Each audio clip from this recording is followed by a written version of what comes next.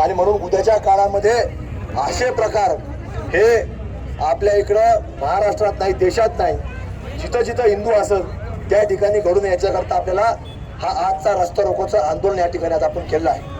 हे मगाशी आम्ही चर्चा करताना मला काही लोक म्हटले की आपले लोक काही घटना घडल्यावर एकत्र येत नाही. त्यांचे लोक छोटी गल्लीत मोहल्ल्यात कधी घटना घडली त्यांना सांगावं लागत नाही, काही सांगावं लागत नाही. ते पटापटा लगेच डुकराचे पिल्ल गोळा झाले गोळा होते. आणि आपल्याकडं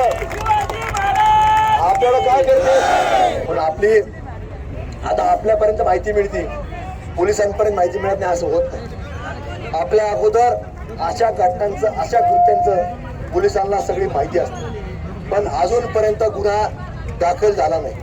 ती महिला कोण होती, काय होती सापडत नसेल तर पोलिसांनी याच्यामध्ये जागरूकता दाखवली पाहिजे. आणि आपल्या मोर्चाच्या अगोदर जर पोलिसांनी त्या व्यक्तीवर गुन्हा दाखल करून जर अटक केली असती तर आज आपल्या कुठल्याही व्यक्तीला हिंदूला रस्त्यावर उतरावं नसतं लागलं. पोलीस प्रशासन याच्यामध्ये प्रामुख्याने तेवढंच जबाबदार आहे. या लोकांनी सुद्धा जागरूकता दाखवणं अत्यंत गरजेचं आहे. आज मला आता काही पत्रकारांनी विचारलं याच्यावर तुम्ही शासनाकडे मागणी करणार का कायदा करायची.